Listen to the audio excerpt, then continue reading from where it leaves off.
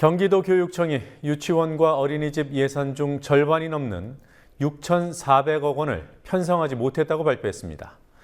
무상급식 지원 중단을 선언한 홍준표 경남도지사는 무상급식이 좌파의 밥그릇 장난이라는 독설을 쏟아냈습니다.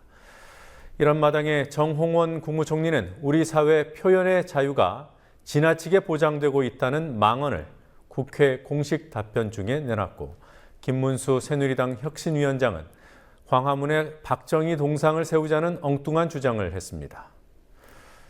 프로야구 롯데구단의 대표가 호텔 CCTV 등을 통해 선수들을 감시해왔다는 의혹이 사실로 확인됐습니다. 선수들이 묵은 호텔 측이 롯데구단에 건넨 문건도 공개됐습니다. 롯데 팬들을 중심으로 항의 움직임이 본격화되고 있습니다. 부산 집회 현장 연결하겠습니다. 오늘은 영화 V4 벤다타의 소재이기도 했던 가이 포커스 데이입니다. 뉴스옥이 영화 속 V의 연설을 한국 상황에 대입해봤습니다. 11월 5일 수요일 뉴스K 잠시 후에 시작하겠습니다.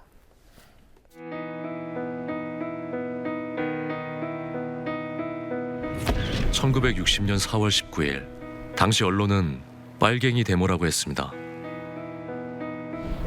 지금 우리는 혁명의 역사로 기억합니다. 1980년 5월 18일 당시 언론은 불순분자의 폭동이라 했습니다.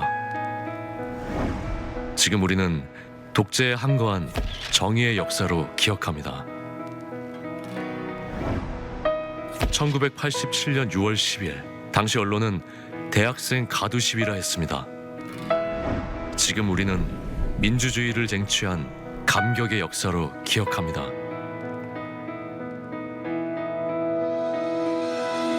백 없고 돈 없는 노동자, 서민, 학생들이 스스로 타올라 역사를 만들었습니다. 현실은 다시 타오를 것을 요구하고 있습니다. 아니, 이미 타오르고 있습니다.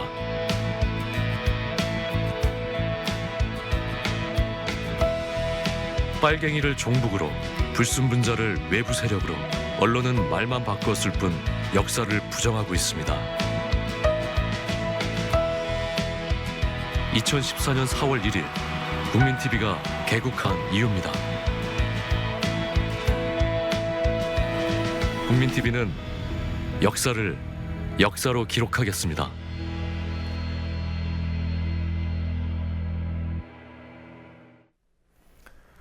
프로야구 롯데자이언츠가 선수들의 일거수일투족을 감시해왔음을 보여주는 자료가 공개됐습니다. 롯데자이언츠는 선수들이 묵는 호텔로부터 CCTV 자료를 받아 선수들의 외출과 복귀 시각 등을 파악했습니다. 구단 팬과 시민 150여 명은 오늘 저녁 부산 사직야구장 앞에 모여서 CCTV 사찰을 주도한 구단 사무조직 전원의 즉각적인 사퇴를 요구했습니다.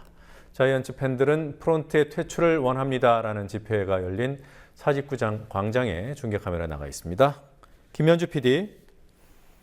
네, 집회가 저녁 7시부터 밤 9시까지로 예정됐던데요. 지금 끝이 난 겁니까? 네, 30분 전 집회가 끝난 상황입니다. 부산 사직야구장 정문에서 7시부터 1시간 30분간 진행된 오늘 집회에는 자이언츠 팬들과 시민들 150여 명이 참석했는데요. 참가자들은 선수들에 대한 롯데 자이언츠 구단 측의 불법 CCTV 사찰이 전국적으로 일어났다며 사찰을 주도한 프론트, 즉 구단의 사무조직 전원의 즉각적인 사퇴를 요구했습니다. 또한 현 프론트가 지명한 감독 레정자가 사퇴할 때까지 집회를 이어갈 것이라고도 말합니다. 집회에 참여한 팬들은 사퇴하라고 쓰인 하얀 마스크를 들고 촛불을 들었습니다. 팬 2명의 삭발 시위도 있었습니다. 참가자들은 프론트 측을 향해 롯데 팬들이 응원할 때 상대팀 견제를 견제하는 구호를 외치기도 했습니다. 팬들의 발언도 이어졌는데요. 참가자의 발언 들어보시겠습니다. 응원 많이 할 수 있는데 저희가 성적이 이렇게 됐고 그다음에 프론트 때문에 선수들이 더 못한 것 같기도 하고 그래서 이걸 바로잡기 위해서 나왔습니다. 많은 분들 동참해 주셔서 감사하고요. 부산 말고도 서울, 울산 등에서도 항의하는 행동이 있었던 것으로 알고 있습니다. 어느 정도였습니까? 지난달 29일부터 부산 사직구장과 롯데백화점 앞에서 진행된 시위가 전국적으로 번져 30일부터는 서울에서, 어제부터는 울산에서, 오늘은 대구에서도 1인 시위가 시작됐습니다. 오늘 집회를 주최한 세이브 더 자이언츠는 홈페이지에서 전국적으로 일어나고 있는 1인 시위를 소개하고 있습니다. 한편 프로야구 선수협회 측에서는 롯데구단이 호텔 CCTV로 선수들을 사찰한 문제에 대한 대응을 준비하고 있습니다. 선수협은 내일 선수단 미팅을 통해 법적 대응 등 대책을 결정할 생각이라고 전했습니다. 김선웅 한국프로야구 선수협회 사무국장의 말 들어보시겠습니다. 그런 건 이제 사실은 있을 수 없는 일이라고 생각을 하고요. 네. 불법적인 문제, 개인정보법 위반 이런 문제가 될 수가 있기 때문에 사실은 이거는 굉장히 선수 권익을 침해하고 네. 어떤 프로야구로서 해서는 안 되는 그런 사안이 아닌가 그렇게 판단을 하고 있습니다. 그리고 오늘 정의당 심상정 의원이 예정이 없던 기자회견을 열었습니다. 증거 문건들을 공개했더군요. 그 문건에는 어떤 내용이 담겨 있었습니까? 롯데자이언츠 최하진 대표이사가 선수들이 원정 경기 때 묵은 호텔의 CCTV 위치와 녹화 정보 등을 받아서 선수들의 일거수일투족을 감시했음을 드러내는 자료입니다. 심 의원이 공개한 문건은 두 종류입니다. 우선 구단 측이 작성한 원정 숙소 검토 내용이란 문건에는 최하진 대표가 직접 각 호텔 관계자들을 만나 호텔 내 CCTV 위치와 새벽 1시부터 오전 7시까지의 녹화 자료 전달 가능성을 확인한 사실이 적혀 있습니다. 시기는 3월 3일부터 6일까지로 기록돼 있고 대상 호텔은 선수들이 원정 때 묵을 각 도시의 호텔 8곳이었습니다. 원정 안전대장이란 문건은 호텔 측이 CCTV 기록을 바탕으로 작성해 구단 측에 제공한 것입니다. 이 안전대장에는 4월부터 6월까지 울산, 광주, 목동, 대전, 인천, 잠실 등 원정 지역의 선수들이 언제 외출하고 귀가했는지 동선이 빼곡히 적혀 있습니다. 심 의원은 지금까지 밝혀진 것만 봐도 롯데 선수들이 인권 사각지대에 놓여 있다는 점이 적나라하게 드러난다며 CCTV 사찰권은 명백한 범죄 행위이자 인권 유린 행위임을 강조했습니다.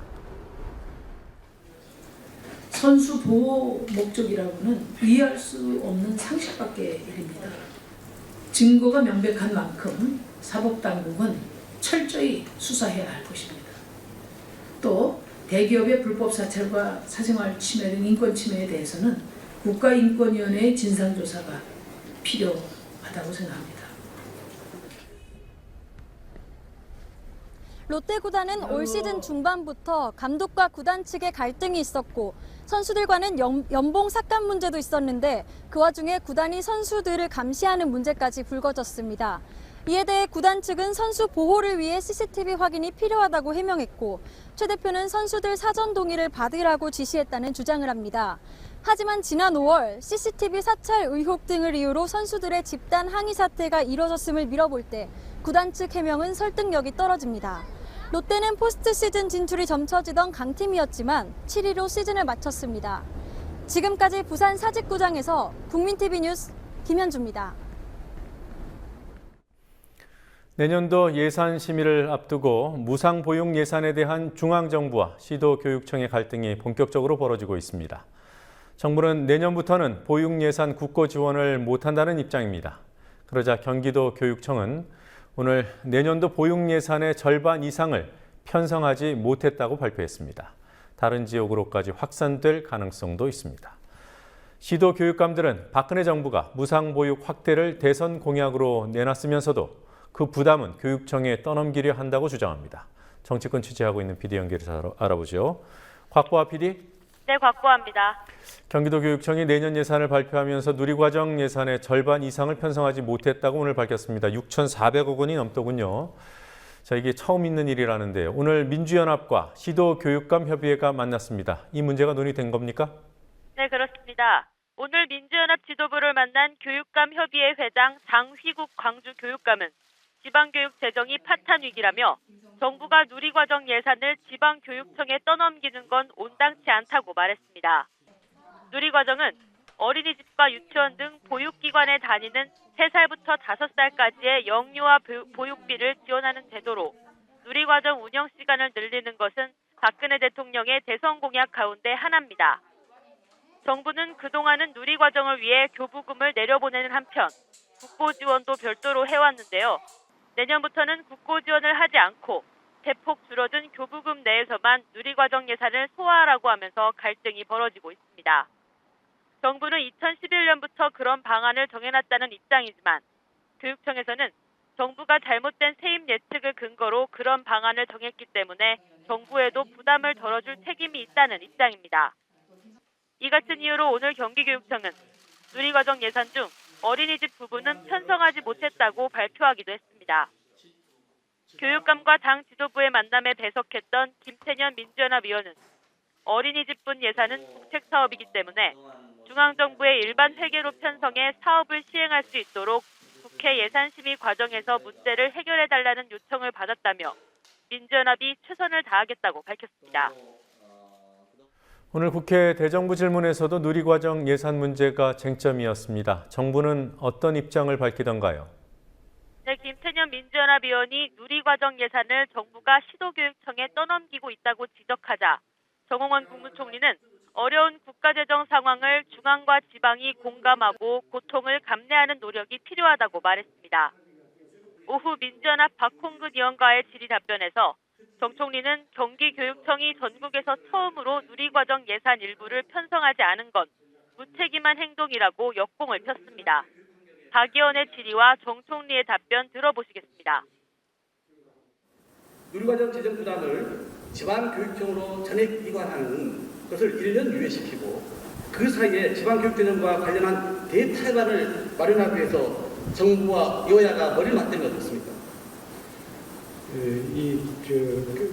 교육 재정에 관한 문제는 아까도 말씀드렸듯이 정부에서는 전체 것만 내려보내고 지방에서 분배를 하고 있고 또 이 교육비나 이런 보용 문제는 이거는 국가만의 의무가 아니고 지방자치단체와 같이 책임을 지고 있습니다. 그런 상황에서 국가에만 떠미는 것은 이거는 책임 없는 행동이라 생각을 하고. 정 총리가 오히려 지방이 중앙에 책임을 떠넘긴다는 주장을 계속하자 박혜자 민주연합 의원은 교육부 의견서에 누리과정 국고 지원 없이는 시도교육청 재원 부족 사태가 예상돼 반드시 국고 지원이 필요하다는 내용이 나와 있다며 이제와 국가 책임이 아니고 시도교육청 책임이라고 등을 떠밀고 있다고 반박했습니다. 경기도의 경우는 중앙정부가 도교육청에 돈을 안 줘서 생긴 사례라면 경남 무상급식 문제는 도당국이 도교육청에 돈을 안 준다는 거죠. 홍준표 경남지사, 오늘은 또 어떤 발언을 한 겁니까? 네, 홍준표 지사는 무상급식 반대론자들에게 하는 비판인 애들 밥그릇 가지고 장난하지 말라는 말을 그대로 받아서 밥그릇 가지고 장난하는 것은 오히려 진보 좌파들이라고 주장했습니다. 홍 지사는 오늘 자신의 페이스북에서 이렇게 말하며 국고가 고갈되고 지방재정이 파탄에 이르렀는데도 표만 의식하는 진보 좌파들의 보편적 복지 무상 파티에 더 이상 동참할 수 없다고 강변했습니다. 홍 지사는 오전 라디오 프로그램에 출연해서도 무상급식 사업은 본래 교육청 사업으로 지자체에서 지원할 의무가 없고 재정 사정이 나쁘면 안 줘도 된다고 강조했습니다. 그제 홍 지사는 도교육청에 지원해왔던 무상급식비 예산 지원을 중단하겠다고 밝힌 바 있습니다. 한편 남경필 경기지사도 오늘 도의회에서 무상급식 지원이 없는 지자체는 경기도가 유일하다. 무상급식을 지원할 용의가 있냐는 야당 도의원의 질의에 현재까지 도에서 해온 방식이 좋다며 무상급식비 분담 요구를 사실상 거부했습니다. 자, 또 하나의 뜨거운 쟁점인 공무원 연금 개편 문제. 새누리당 이재호 의원이 정부와 여당의 밀어붙이기식 태도에 대해서 쓴소리를 했습니다. 어떤 말을 했습니까? 네, 이재호 의원은 오늘 오전 당 회의에서 여당이 공무원 연금 개편을 시간을 정해놓고 졸속적으로 처리하고 있다고 비판했습니다. 개편안의 당론 발의에 참여한 이재호 의원이지만 급하게 밀어붙이면 안 된다는 입장 표명이었고 이어서 공무원 연금 개편의 진짜 목적은 대기업이 파는 사적연금을 확대하려는 게 아니냐는 의혹까지 제기했습니다. 직접 들어보시겠습니다. 자칫하면 대기업이 사적연금 확대를 위해서 공적연금을 줄이자고 하는 그런 의혹, 사적 연금을 확대하려고 하는 것이 아니냐 하는 우려를 우리는 또 가질 수가 있습니다. 그러자 김무성 대표는 졸속 처리돼서는 안 된다는 이 의원의 말에 공감한다면서 올해 공무원 노조 등과 시간 제한을 두지 않고 논의하는 자리를 갖겠다고 말했습니다. 한편 민주연합은 오늘 공적연금 태스크포스 기자간담회에서 공무원 연금 문제는 사회적 합의기구를 만들어 논의해야 한다는 기존의 입장만 되풀이했을 뿐 구체적인 대안을 내놓진 않았습니다. 정부가 통합진보당 정당 해산 심판을 청구한 지 오늘로 1년이 됐습니다. 헌법재판소 결정 언제쯤 나오는 겁니까? 헌법재판소는 오는 25일 이정희 통합진보당 대표와 황교안 법무장관이 나서는 마지막 공개 변론을 진행할 예정입니다. 헌재의 결정은 그 후에 나옵니다. 올해 안에 정당 해산 여부를 결정할 것이란 전망도 있지만 내년에 통합진보당 이석규 의원에 대한 대법원 판결이 나온 후에 결정할 것이란 전망이 더 많습니다. 통합진보당은 지난 8월 이석규 의원 2심 재판에서 내란 음모 혐의에 무죄가 선고됐다는 점이 정당 해산 심판에도 긍정적인 영향을 줄 것으로 기대하지만 내란 선동 혐의는 유죄였다는 점에서 안심할 수만은 없다는 입장입니다. 그에 따라 통합진보당은 내일 시민사회와 야권 인사 100여 명이 참석하는 토론회를 열고 정당 해산 청구를 철회하라고 촉구할 계획입니다. 새정치민주연합의 인재근 비상대책위원은 오늘 당내 회의에서 명확한 증거와 확정 판결이 없는 상황에서 당원 몇 명의 문제를 빌미로 정당을 해산하려 한 시도는 추악한 정략이자 민주주의에 대한 도전이라고 정부를 강하게 비판했습니다. 그리고 야당 의원들을 겨냥한 검찰의 치과의사협회 수사에 대해서 민주연합은 야당 탄압이라고 주장합니다. 현재 민주연합 의원들이 연루돼 있는 검찰 수사는 어떤 것들이 있습니까? 네, 우선 지난달 31일 검찰이 압수수색을 했던 치과의사협회 입법 로비 수사가 있습니다. 극우단체인 어버이연합이 지난 8월 의료법 개정 과정에서 치과의사협회가 민주연합 전 현직 의원 13명에게 불법 정치 자금을 제공했다고 고발한 데 따른 수사입니다. 앞서 9월에는 민주연합 김재윤, 신학용, 신계륜 의원이 서울종합예술실용학교 이사장으로부터 입법 청탁과 함께 금품을 받은 혐의로 재판에 넘겨졌습니다. 이처럼 야당 의원들을 겨냥하는 수사 말고도 야당 소속 지방자치단체장에 대한 수사도 이어집니다. 검찰은 지난 6.4 지방선거 당선자인 권선택 대전시장과 이창우 서울동작구청장은 물론 주변 인물에 대해서도 선거법 위반 혐의로 수사하고 있습니다. 민주연합은 야당 지자체 당선자에 대한 선거법 위반 수사는 예상보다 빨리 하고 있는 반면 여당 지자체장에 대한 선거법 수사는 지지부진하다고 반발하고 있습니다. 지금까지 국민TV 뉴스 곽보아입니다.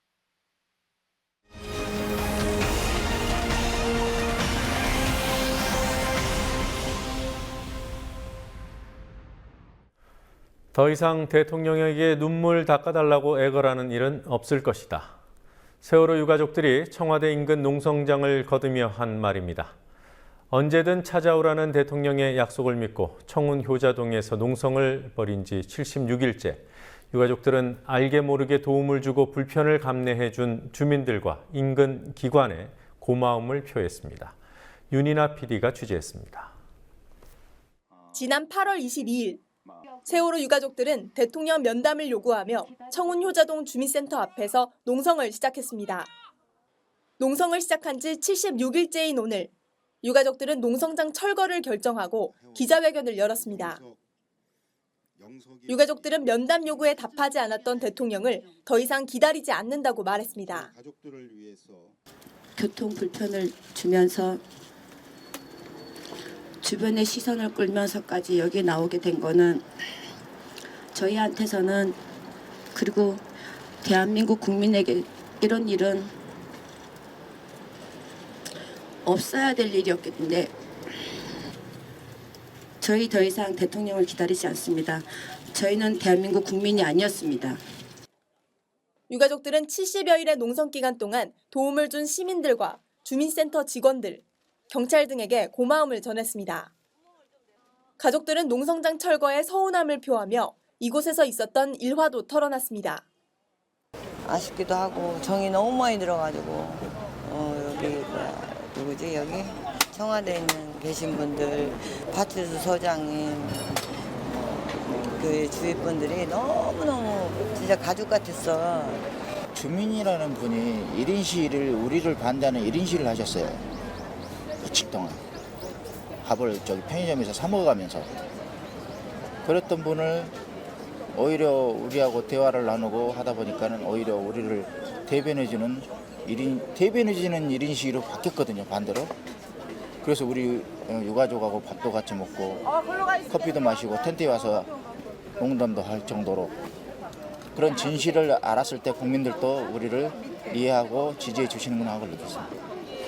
이곳 농성장은 농성 초기 경찰이 차벽을 설치하고 일반 시민들의 출입을 통제하면서 과잉 경비라는 지적이 있었고, 청와대 경호실에서 관리하는 주민센터 앞 CCTV가 도로가 아닌 농성장을 향하면서 유가족 감시 논란도 있었습니다. 유가족들은 농성을 접고 철수하지만 세월호 참사의 진상규명은 이제 시작이라며 각오를 다졌습니다. 그러나 포기는 안 해요. 우리 가족들이. 오히려 저희들은 200일이 넘어가면서 그 200일 동안 팽목항에서부터 단련이 됐어요. 오히려 더 강하게. 절대 여기가 지금 이 시점이 끝났다고 생각을 안 합니다. 특별법이 제정됐다고 해서 바로 지금이 새롭게 더 앞으로 나갈 시작점이라 생각하고 117일을 이어온 국회 본청 앞 농성은 오는 7일 국회 본회의에서 특별법이 통과된 뒤 중단할 계획입니다.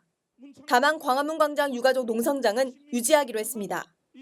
가족대책위 유경근 대변인은 진상조사위 구성 등 진상규명 과정을 지켜보며 광화문 광장 철수 여부를 결정할 것이라고 말했습니다. 국민TV 뉴스 윤희나입니다. 간첩 조작 사건을 밝혀낸 변호사와 해고 노동자 등 사회적 약자의 변론을 도맡아온 인권 변호사들. 검찰이 징계 대상자로 꼽은 변호사들입니다. 이들은 모두 민주사회를 위한 변호사 모임 민변에 속해 있고 대한변호사협회 회원이기도 합니다. 검찰이 대한변협에 이들의 징계를 요청하자 대한변협은 일단 진상조사부터 해보겠다는 입장입니다. 김종훈 PD가 취재했습니다. 오늘 오후 서울중앙지검 앞 민주사회를 위한 변호사 모임 민변 소속 변호사들이 기자회견을 열었습니다. 검찰이 민변 소속 변호사 7명을 징계해달라고 대한변호사협회에 요청했기 때문입니다. 해당 변호사들과 민변 소속 동료 변호사들은 민변 활동을 탄압하는 행위라고 강하게 반발했습니다. 이번에 징계권이 문제된 사안들도 사실은 민변 변호사들이 어떤 통상 징계에서 있어서 사유가 되는 개인적 비리라든가 그런 것이 결코 아니고 서울중앙지검은 지난달 31일 대한변협에 권영구, 김유정, 송영섭, 이덕우, 김태우, 장경우, 김인숙 변호사에 대해 징계를 요청했습니다. 이 변호사들이 의뢰인에게 거짓 진술을 강요하거나 질서 유지에 나선 경찰관을 폭행했다는 이유였습니다. 검찰은 징계 사유가 있는 것을 발견하였을 때에는 대한변호사협회 의장에게 그 변호사에 대한 징계 개시를 신청하여야 한다는 변호사법 91조를 징계 신청 근거로 삼았습니다. 2회 이상 금고 이상의 형을 받았거나 개인 비리 등으로 품위를 손상한 경우가 아니어서 징계 대상이 안 된다는 지적이 나오지만 대한변협은 20명으로 구성된 조사위원회에서 진상조사를 하게 될 것이라고 밝혔습니다. 그건 언제쯤 될지는 제가 말씀드리기가 힘들어요. 일단 여러 가지 절차가 있기 때문에요. 기존에 있던 것들부터 처리하고 경위서도 받아야 될 거고 그런 것들이 있기 때문에 이게 언제쯤 처리된다라고 말씀드리기에는 제가 어떻게 말씀드리기엔 뭐라고 할 수가 없네요. 검찰이 징계를 요청한 변호사들은 인권 변호사로 널리 알려진 인물들입니다. 대표적인 노동인권 변호사인 권영국 변호사에 대해서는 집회 현장에서 경찰관을 폭행하고 공무집행을 방해했다고 지적했습니다. 김유정, 김태우, 송영섭, 이덕우 변호사에 대해서도 같은 이유를 들었습니다. 검찰 자신들이 기소한 법원 판결도 안 나온 내용을 징계 사유로 제시했습니다.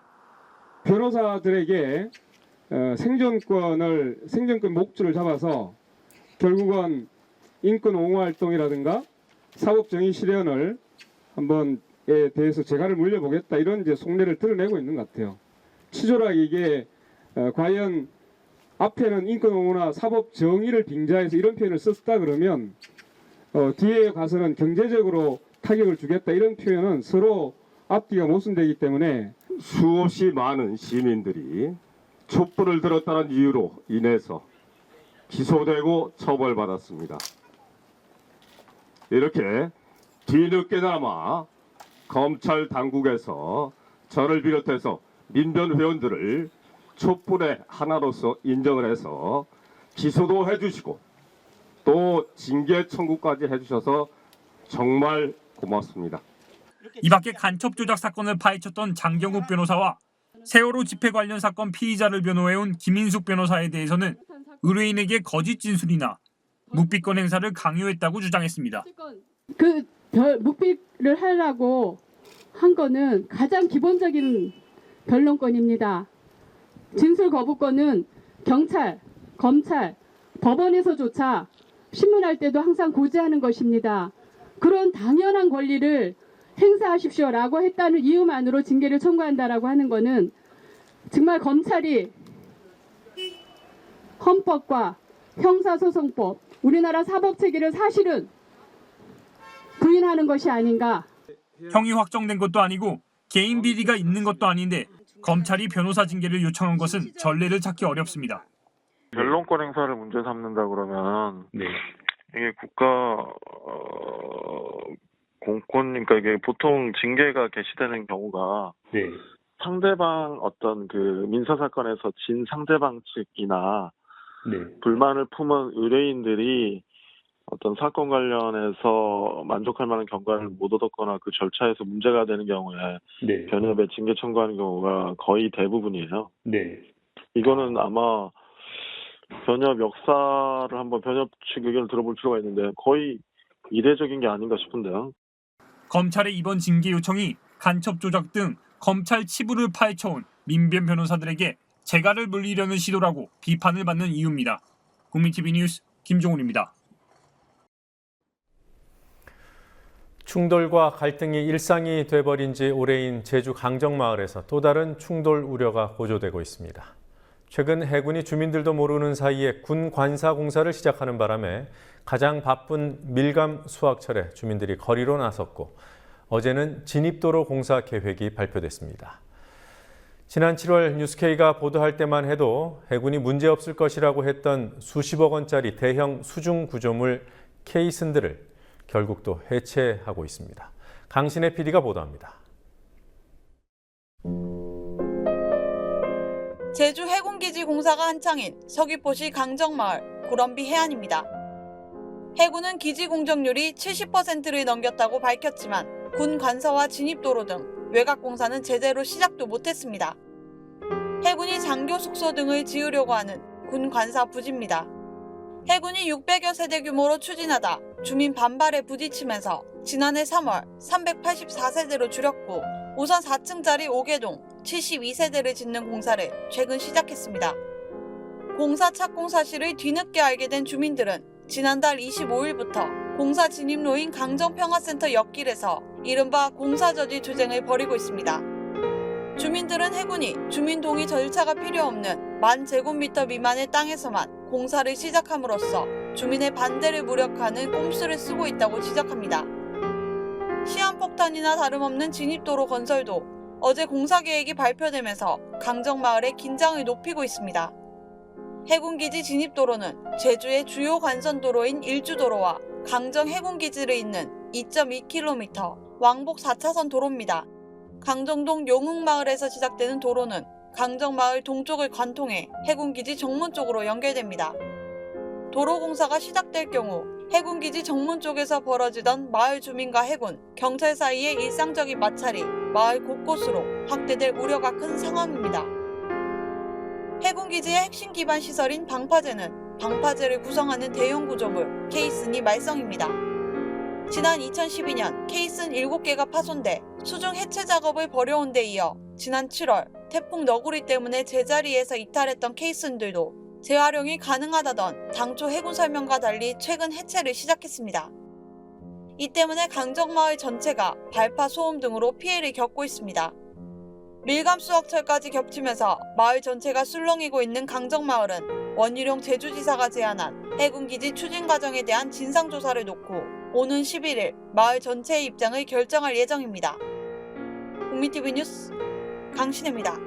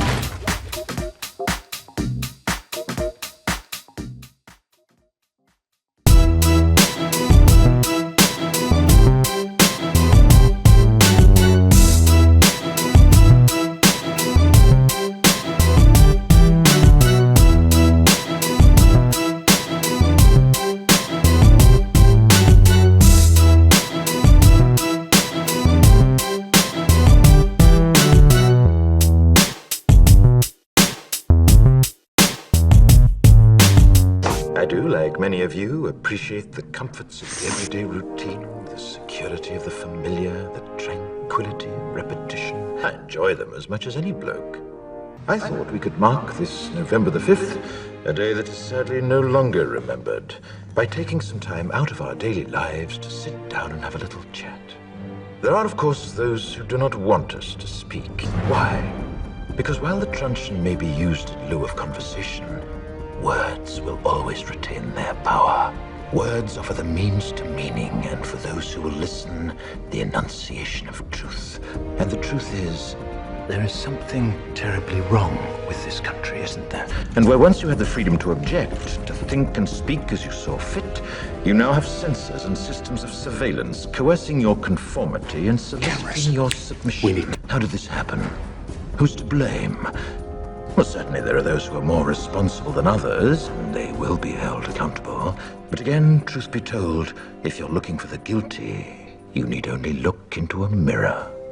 More than 400 years ago, a great citizen wished to embed the 5th of November forever in our memory. His hope was to remind the world that fairness, justice, and freedom are more than words. They are perspectives. So if you've seen nothing, if the crimes of this government remain unknown to you, then I would suggest that you allow the 5th of November to pass unmarked.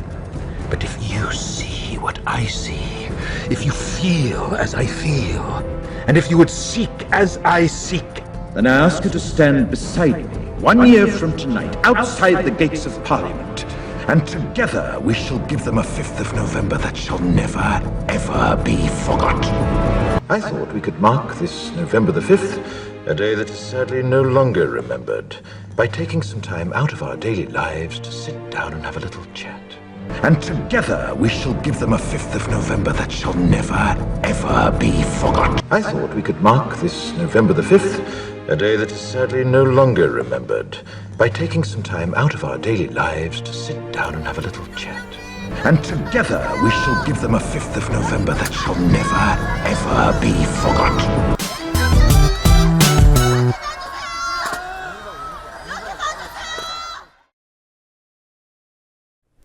준비된 질문 원고 없이는 대답이 힘들다는 발언으로 논란이 됐던 정홍원 국무총리가 오늘은 언론 자유 환경에 대한 인식 때문에 비판을 받았습니다. 노지민 PD와 함께 알아보도록 하겠습니다. 어서 오십시오. 안녕하십니까?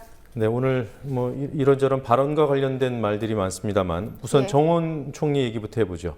한국은 표현의 자유가 지나치다 이런 말을 한 겁니까?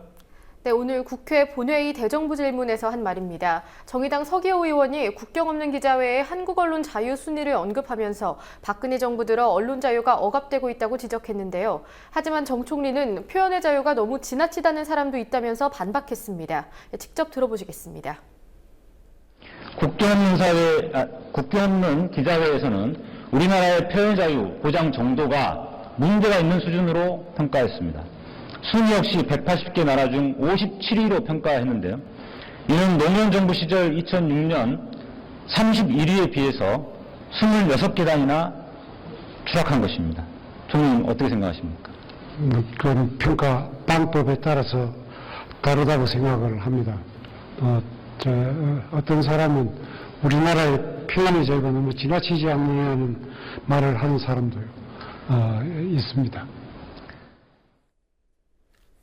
네. 그리고 박 대통령 풍자 전단을 뿌리다가 연행된 작가가 있죠. 이하 작가. 이하 작가에 관련된 질의도 함께 나왔죠?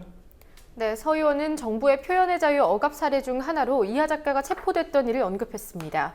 이에 대해서 정 총리는 건조물에 주인 허락 없이 침입해서 조사한 것으로 안다고 말했는데요. 하지만 서 의원은 일반인의 출입이 가능한 건물의 옥상에 올라간 건데 무리하게 적용한 처벌을 위한 처벌이라고 반박했습니다. 지난달 21일 서울 광화문 동화면세점 옥상에서 박 대통령 풍자 전단을 살포하다가 경찰에 체포된 이하 작가는 광고물법 위반 등의 혐의로 조사를 받았는데요. 7시간의 조사 끝에 건조물 침입죄로 입건됐습니다. 네. 김문수 새누리당 혁신위원장의 발언도 논란입니다.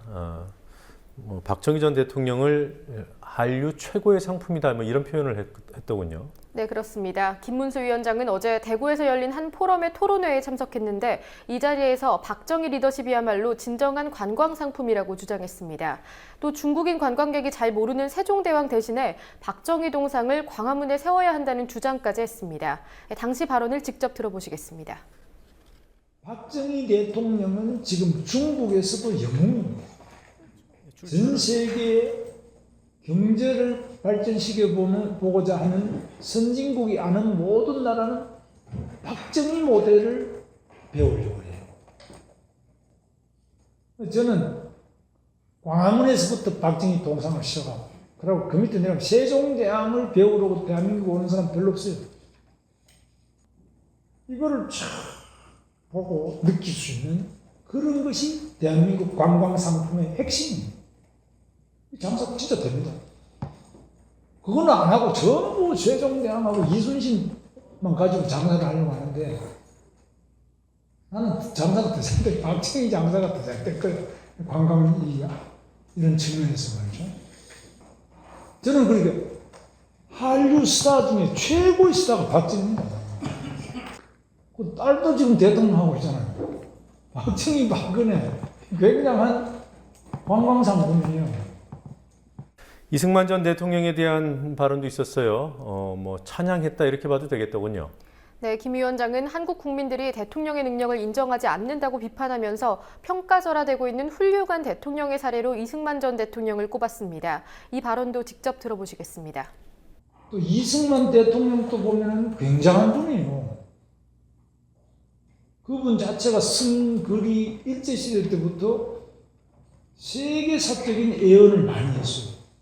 북한, 중국, 소련 3자가 합작해서 그냥 기습적으로 쳐내놓은데 그걸 막아가지고 지켰어요. 그리고 여기에다가 자유민주주의 대한민국 세운, 이것도 대단한 사람이에요. 네. 자, 오늘 정미홍 씨와 관련된 선고 공판이 있었죠. 그런데 공소 기각이 됐더군요. 네, 서울중앙지법은 이정희 통합진보당 대표를 비방한 트윗글을 퍼나른 혐의로 기소된 정미용 씨에 대한 공소를 기각했습니다. 재판부는 이정희 대표가 정 씨의 처벌을 원하지 않는다면서 고소 취하장을 제출했고, 그에 따라서 공소를 기각한다고 밝혔습니다. 정미용 씨는 오늘 법정에 출석하지 않았습니다. 네, 자, 문제가 됐던 트윗글이 어떤 거였습니까? 네, 지난 2월 공연 기획자 윤모 씨가 이정희 대표 아들에 대한 루머를 게재했고 정 씨가 리트윗했는데요. 이정희 대표가 자기 아들을 미국으로 유학시켰다면서 이 대표 아들을 향해 잘 배워서 내 어미는 닮지 말라라는 글이었습니다. 정미용 씨는 이 글을 리트윗하면서 코미디가 따로 없다는 말도 덧붙였습니다. 이 사실을 알게 된 이정희 대표는 윤 씨와 정미용 씨를 허위사실 유포로 의한 명예훼손 혐의로 검찰에 고소했고요. 검찰은 지난 3월 윤 씨와 정 씨를 각각 벌금 500만 원 그리고 200만 원의 약식 기소했습니다. 네, 그러니까 정미용 씨가 직접 쓴 글은 아니고 리트윗을 하면서 거기에 동의하는 그런 문장을 삽입을 했군요. 네, 그렇습니다. 자, 그러니까 정 씨가 며칠 전에 사과를 했던데 그게 뭐 찾아가서 사과를 한 겁니까? 아니면 트위터로 올린 겁니까? 정미용 씨는 지난달 30일에 자신의 트위터를 통해서 허위사실 유포를 인정하고 이 대표에게 사과한다는 입장을 전했습니다. 지금 보시는 것이 정 씨가 게재한 사과문인데요. 사과를 한 뒤에 처벌을 면하게 됐지만 이를 두고 형식적인 사과가 아니었냐는 지적도 제기되고 있습니다. 네, 어쨌든 이 사과가 나오고 이정희 대표는 소를 취하했군요. 예. 네. 그래요. 자, 반기문 사무총장, 유엔 사무총장, 여야 모두로부터 일종의 러브콜을 받고 있습니다. 본인은 뭐라고 합니까? 네, 여야를 막론하고 반 총장 대선 출마론이 불거지고 있는 것에 대해서 반 총장은 적극적으로 부인했습니다. 반 총장은 현지 시간으로 어제 언론 대응 자료를 통해서 반기문 대망론은 사실이 아니라는 의사를 밝혔는데요. 어떤 내용이 있었는지는 화면을 보시면서 설명드리겠습니다. 지금 보시는 것처럼 반기문 대망론에 대해서 아는 바도 없고 사실이 아니라는 점을 강조했고요. 또한 출신국의 국내 정치 관련 보도가 계속되면 유엔 사무총장의 직무 수행에도 부정적인 영향이 있을 것으로 우려된다는 입장을 전했습니다. 네. 반면에 최근 야권 인사들 반 총장 측 인사가 찾아왔다 이런 얘기를 하지 않았습니까? 네, 우선 지난 3일 출판기념회를 연 권노관 민주연합 상임고문의 주장이 있습니다. 권 고문은 출판기념회 직전에 기자들과 만난 자리에서 반 총장의 측근이라 할 수 있는 분들이 찾아왔다 이런 말을 했는데요. 반 총장을 새정치연합 대통령 후보로 나오게 하면 쓰겠다는 의사를 타진하기에 그만한 훌륭한 분이 없다고 답했다는 내용이었습니다.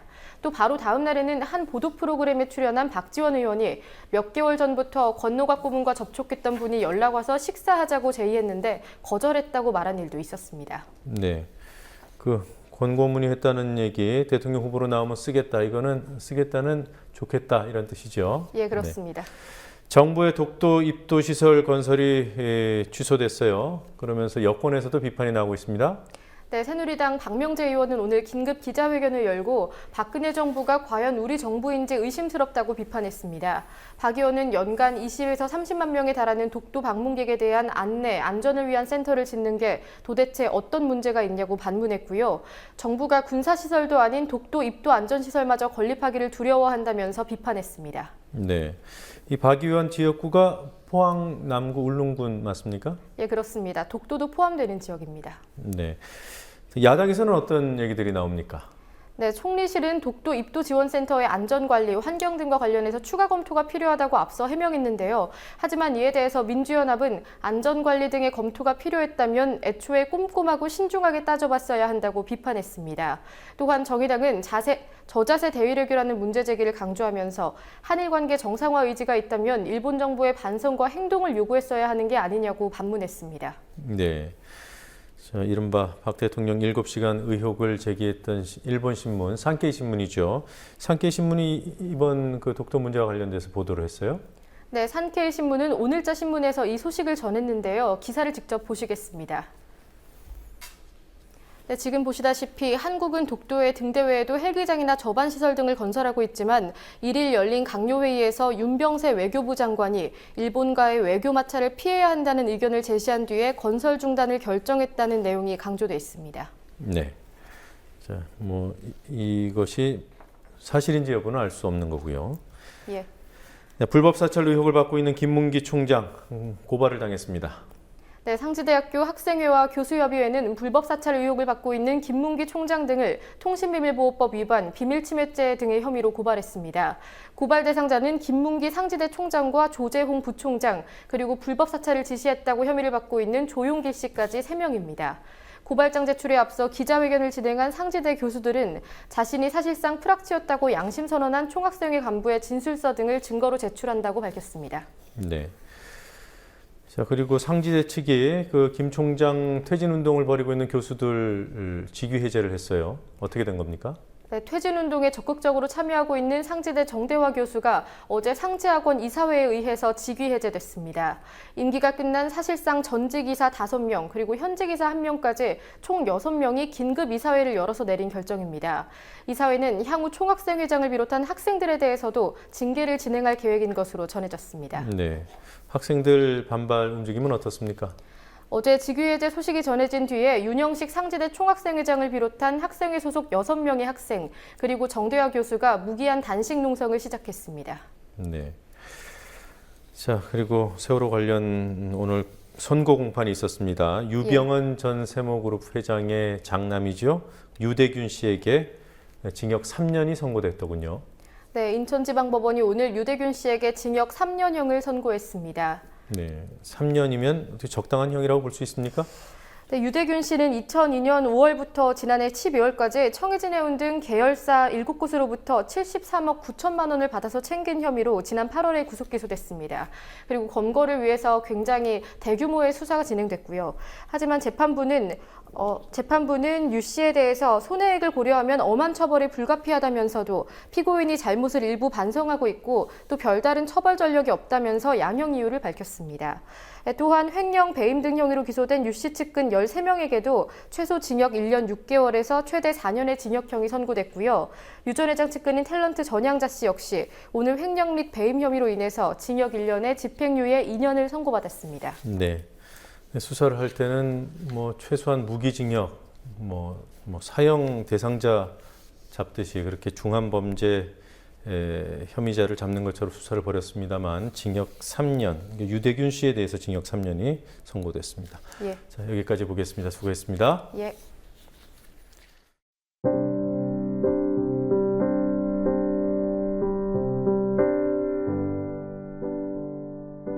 크고 작은 나무와 풀이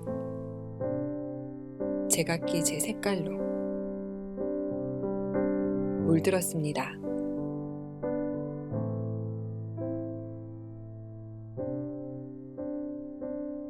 가을 다 가기 전에 곁에 있는 생명들이 어떻게 물들었는지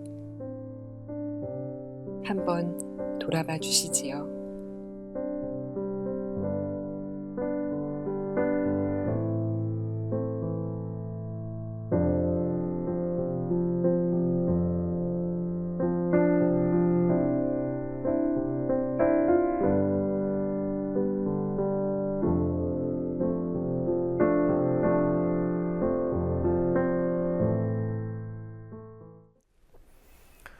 (10월 29일) 박근혜 대통령 국회 시정연설에서는 지금이야말로 경제를 다시 세울 수 있는 마지막 골든타임이라는 문구가 나왔습니다.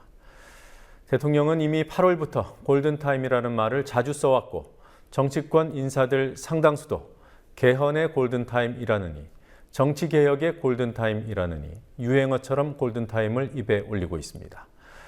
골든타임을 종종 언급하는 주요 정치인으로는 김무성 새누리당 대표, 문희상 새정치민주연합 비대위원장, 그리고 심상정 정의당 원내대표 등이 있습니다.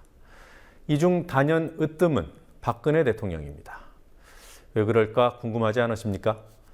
골든타임은 정부의 구조 실패를 상징하는 표현입니다. 골든타임이란 말은 대통령은 어디에서 뭘 하고 있었냐는 의문까지 자극시킵니다.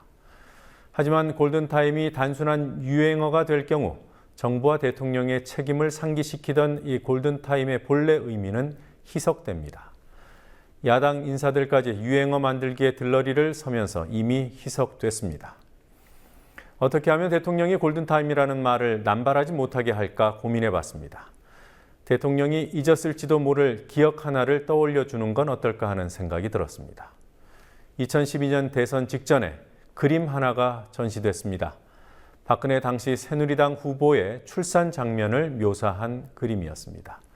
그 그림 제목이 바로 골든타임입니다. 뉴스K 마치겠습니다. 내일 뵙겠습니다.